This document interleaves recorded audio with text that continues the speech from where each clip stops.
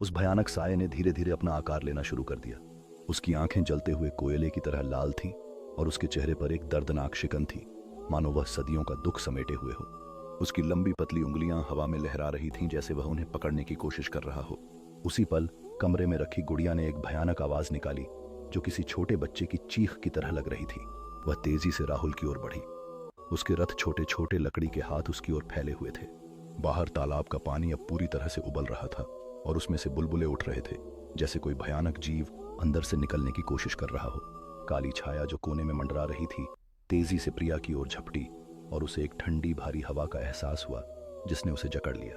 अमित, जो अभी तक पत्थर की तरह जमा हुआ था, अचानक होश में आया और उसने एक कुर्सी उठाकर उस साये पर दे मारी।